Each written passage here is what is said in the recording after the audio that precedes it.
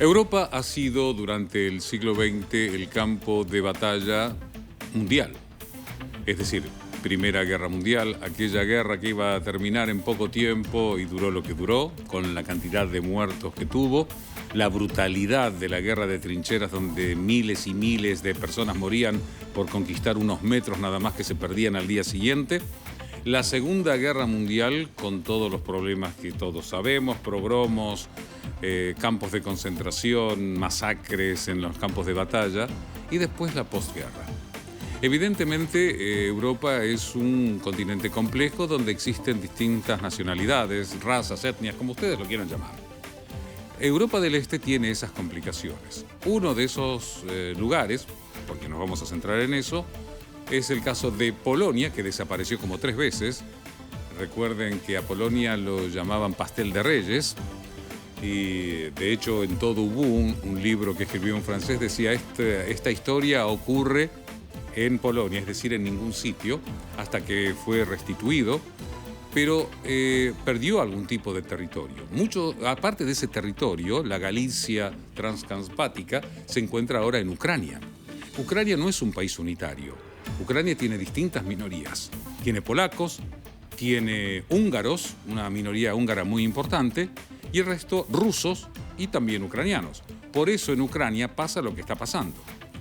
La Polonia es un país que siempre ha defendido a Ucrania, obviamente porque tiene una actitud rusófoba.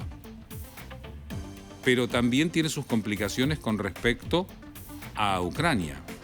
La matanza de Volinia es una de ellas.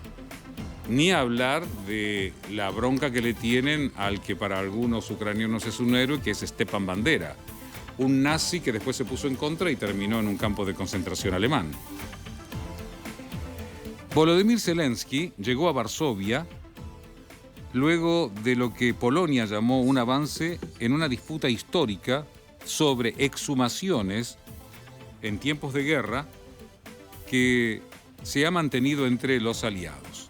La reunión se produce justo después de que Varsovia y Kiev cerraran un acuerdo por el que Ucrania permitirá la exhumación de las víctimas polacas de los nacionalistas ucranianos en la Segunda Guerra Mundial en la región de Volinia, que hoy pertenece a Ucrania.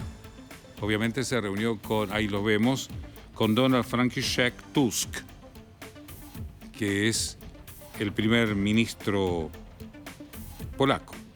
Los polacos se refieren a estos hechos como la masacre de Volinia, mientras que los ucranianos le dan el nombre de tragedia de Volinia y tienden a presentar los hechos como un enfrentamiento entre los dos grupos.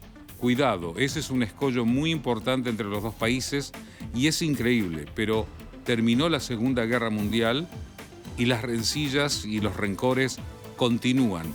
Y cada tanto, políticamente algunos los utilizan, los reverdecen como si fueran hechos que ocurrieron recientemente. Entonces nunca tenemos una solución al tema. Es como en España está recordando siempre la trágica guerra civil, cuando ya terminó en el 39. Pero siempre hay que revolver en el estiércol para tener algún tipo de ganancia política. La resistencia ucraniana a la exhumación de los cuerpos ha sido un motivo de discordia recurrente entre Kiev y Varsovia, que había amenazado con bloquear el camino de Ucrania a la Unión Europea si no se resolvía la cuestión. Igual quiero recordar algo, porque hablamos de la matanza de Volinia.